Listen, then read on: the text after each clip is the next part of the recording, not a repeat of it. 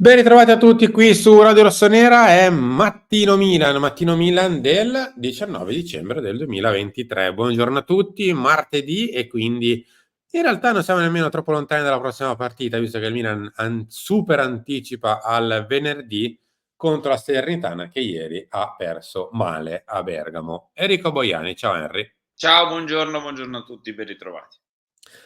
Ieri sì, la Salernitana era nel invece posticipo del lunedì con l'Atalanta, ha preso qualche gol di troppo. No, diciamo che la cura Inzaghi non è che stia proprio funzionando e noi siamo il prossimo test della Salernitana venerdì. Con quali giocatori? Speriamo con quelli che sono rimasti, che non ce ne siano altri che ci salutano nel mentre. Ieri esami contro esami per Okafor e Pobega hanno stabilito che un mese almeno per Okafor e per Pobega. Vediamo la prossima settimana quale sarà, diciamo così, poi la diagnosi definitiva, quando capiremo meglio se sarà da aspettare e basta il problema al tendine del bicipite femorale vicino all'anca oppure ci sarà spazio per altro purtroppo. Sì, però tu ti sei dilungato troppo e non mi hai fatto dire che bisogna mettere mi piace a questo video, è già passato troppo tempo, bisogna mettere like, iscriversi al canale. Arriviamo ragazzi a Mh. 1100, 1200, 1500 like a questo video, lasciateci un commento qua sotto, diteci la vostra sugli infortuni, sulla condizione di questi giocatori, sulla prossima sfida, su insomma anche magari il mercato di gennaio perché si avvicina, mancano solo 10 giorni, 11 giorni, poi parte il mercato di gennaio e attivate la campanella per tutte le notifiche. Sugli infortuni non cos'altro dobbiamo dire? Cioè, a me sembra veramente di vivere un loop infinito. C'è, se vogliamo metterla sul Ho capito. tavolo, sul banco, la questione tendini che prende piede, cioè il fatto che in 2 anni è il quinto tendine che salta. Cioè non stiamo parlando di lesioni di primo grado del flessore, del bicipite femorale, che quelle ne abbiamo collezionate a fiotti, però c'è proprio una questione forse più seria, cioè e non può essere un caso sfortuna se saltan 5 tendini in 2 anni, cioè, ma ci ripetiamo le stesse cose, cioè ce le siam ripetute con le lesioni muscolari, che se sono tot lesioni muscolari al quarto anno è impossibile che sia un caso, che sia sfortuna, che sia coincidenza, che sia giocatori, propensi ad infortunarsi. Lo è ancor di più, cioè è ancor di meno sfortuna, è ancor meno giocatore propenso a infortunarsi se è il quinto tendine in 2 anni, cioè non è possibile. E sono giocatori giovani comunque, cioè a parte Florenzi però gli altri son giovani, Pobega, Ciao, lo stesso Calabria, cioè non son giocatori che han ultra trentenni e quindi non lo so, ripeto, ci sembra di vivere un loop ormai, ci ripetiamo e ripetiamo sempre le stesse cose. Tra l'altro sembra una maledizione dei difensori, visto che sono tutti giocatori che giocano in difesa, che si è fatto male ai tendine, eppure il buon Pobega che negli unici, credo, 20 minuti che ha fatto da difensore con la nostra maglia si è fatto male al tendine nei 20 minuti di quando faceva il difensore. Vabbè, scherzi a parte, o meglio, da scherzare purtroppo non c'è praticamente niente. A proposito di questo, vi posso anticipare un piccolo commento che ha fatto il dottor Marano, ma in realtà tutto quello che riguarda la nostra emergenza infortuni ne ha parlato nello speciale che è andato ieri sul canale alle 19, che trovate esattamente prima di questo video. Sui tendini, diciamo così, il responso è abbastanza netto, cioè non è possibile che una lesione del tendine accada così, per caso e all'improvviso, come può essere per una lesione muscolare dovuta a uno scatto che ti può portare a uno Mh. stiramento, eccetera, eccetera. La lesione del tendine è figlia del fatto che c'è già un problema pregresso a livello muscolare e a quel punto purtroppo va anche a essere interessato il tendine eccetera, eccetera, eccetera. Quindi non sono casualità, non sono avvenimenti che accadono dall'oggi al domani, sono avvenimenti figli di problemi strutturali che ormai sono all'interno della nostra rosa, ma non perché i nostri giocatori siano più fragili degli altri, assolutamente no, perché Kalulu, ciao, Pobega, giusto per dire gli ultimi tre, proprio fragili non mi sembrano. Però va così. Lo trovate come detto sul canale. Se volete sapere un po' di più di questa emergenza, Sì, quest'anno soprattutto purtroppo al è posto è diventata come se ecatombe. fosse una sorta di Mattino Milan, ma al posto mio c'è il dottor Marano, quindi un mega upgrade sia a livello di competenza che anche di proprio estetico, e quindi andate a vederlo. Non ti buttare giù così, Henry. A pro- a proposito di questo, ne parla Gazzetta dello Sport. Popiega fuori 2 mesi, Okafor torna nel 24, i guai non finiscono mai.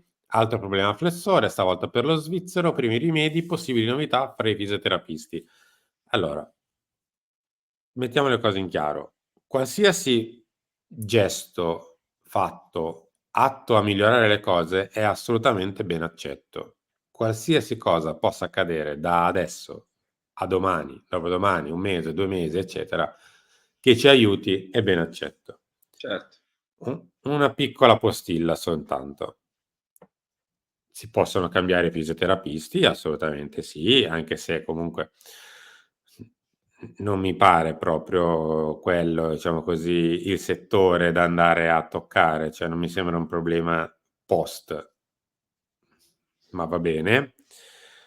L'importante è che non facciano alla fine questi nuovi fisioterapisti i 2 head of performance, anzi 3 quasi, i 2 e mezzo che si sono alternati al Milan negli ultimi anni e che, come sono apparsi, sono scomparsi nel giro di pochi mesi. Il mio invito è di non trattarli, tra virgolette, come gli head of performance passati. No, esatto. Anche secondo me il problema non è terapico, se vogliamo, non so neanche se si dica così, però non è una questione, è una questione di staff, cioè c'è poco da fare. Ma te lo insegna anche quasi la storia, cioè non è che è il primo anno o il secondo anno che le squadre di Pioli hanno problemi a livello di infortuni muscolari.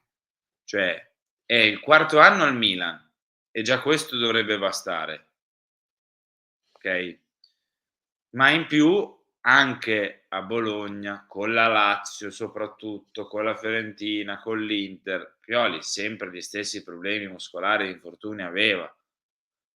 Quindi, cioè, quando è praticamente una costante nel corso della carriera di un allenatore, forse 2 domande bisognerebbe farsele, ecco. Io non sto dicendo che perché lo staff di Pioli tu devi mandar via Pioli, eh. Se decidi di mandar via Pioli, decidi di mandar via Pioli anche per questo, ma anche per altro.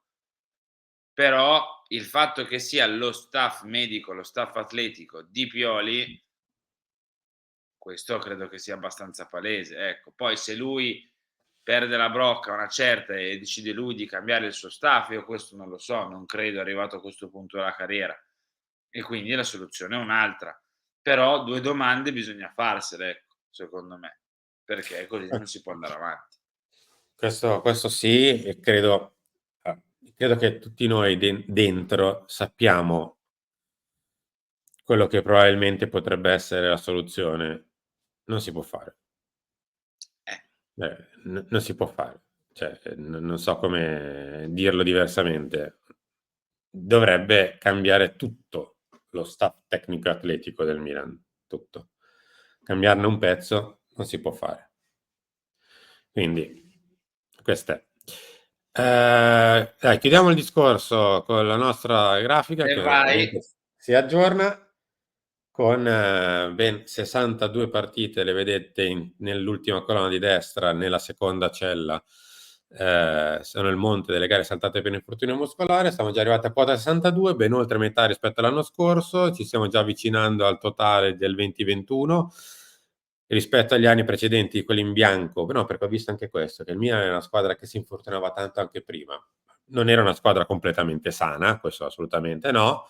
Diciamo che i numeri delle colonnine gialle, cioè degli anni sotto la gestione dello staff di mister Stefano Pioli, sono leggermente diverse, ma proprio leggermente, rispetto a quelle precedenti. Sono tutti numeri raddoppiati, in alcuni casi triplicati. Quindi, Eh, perché ci dobbiamo dire le bugie tra di noi? Io con questo, tra noi tifosi dico, perché dobbiamo andare a cercare scuse astruse, i campi, ci facevamo male anche prima, e il ritmo, e si gioca tanto, e il mondiale, ma perché ci dobbiamo, tra e si virgolette, sembra giocava quasi che non ci tanto vogliamo anche far del male ad ammettere che abbiamo nel un solito problema. 19, cioè, sono scuse campate per aria, cioè siamo arrivati veramente a un punto di non ritorno da questo punto di vista, cioè il quarto anno che siam sopra gli 85 come minimo, perché comunque siamo 62 al 19 di dicembre e un numero che aumenterà e continuerà ad aumentare, non c'è storia, cioè già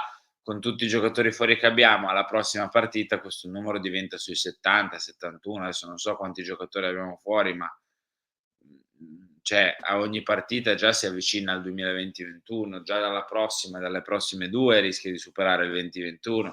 Stiamo parlando veramente di qualcosa di grave, di molto grave.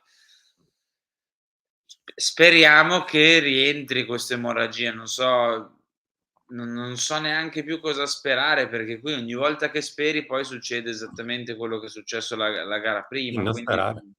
cioè non so neanche come cioè è come se fosse un destino che sai già che ti apparterrà, cioè è brutto da dire, però è così. È ineluttabile.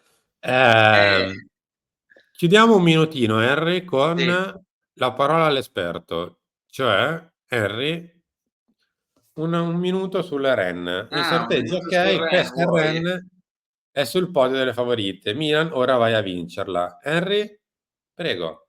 No, ieri mi hanno anche scritto: "Torna a giocare a FIFA", come se non avessi visto già 7 partite quest'anno del Rennes solo di Che Ligue 1 culo. più quelle di Europa League, ma va bene, ma non perché poi dopo adesso mi scriveranno: vedi te la ti" no, non mi interessa, semplicemente dato che butto via il mio tempo, utilizzo il mio tempo per guardare 1600 partite diverse, almeno che questa cosa mi venga riconosciuta, mi farebbe molto piacere.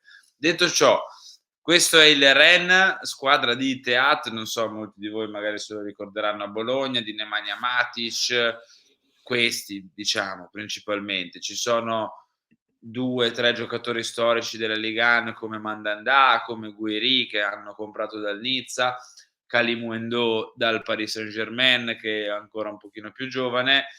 Di fatto è una squadra che è 13ª in Ligue 1, che sta giocando non benissimo, anzi che l'anno scorso aveva stupito tanto, anche l'anno prima, ma quest'estate è stato veramente l'esodo, cioè hanno venduto chiunque, hanno venduto Doku, hanno venduto Gochukwu, hanno perso tantissimi giocatori, l'unico rimasto è Terrier che comunque e Bourigeaud, che comunque Terrier rientra da un infortunio gravissimo come la rottura del crociato, quindi sta adesso pian piano carburando. È una squadra che ha faticato a gestire il doppio impegno che, ripeto, è stata travolta dalla sessione estiva di calciomercato. Ha provato a metter lì qualche nome per fermare l'emorragia anche qui, ma Nemanja Matic, con tutto il bene che gli si può volere, non è Maier, per dire, che hanno perso anche lui, cedendolo al Wolfsburg. E il Milan deve vincere, punto. Cioè non c'è se, non c'è ma, non Esatto. c'è discussione. Poi non sappiamo come arriveranno le 2 squadre, a febbraio, cioè magari il Rennes si rilancia un attimino in campionato, il Milan invece è in crisi totale e quindi stiamo qui a parlare di un altro momento. Se prendiamo le 2 squadre ad oggi, non deve esserci partita, non deve esserci Mh. difficoltà di qualificazione. Cioè, è una squadra, ripeto, anche interessante in alcuni nomi, in alcuni aspetti. Lo era più l'anno scorso, 2 anni fa, quest'anno sta faticando davvero tanto. Siamo arrivati in chiusura, noi ci ritroviamo alle 11 con Chiama Milan, come al solito sull'altra piattaforma, alle 13 lancia, alle 16 il talk, alle 19 una delle nostre clip e quindi Henry grazie, ciao. Grazie a tutti, mi raccomando like, commento, condivisione, iscrizione, campanella. Alla prossima, ciao. Ciao a tutti.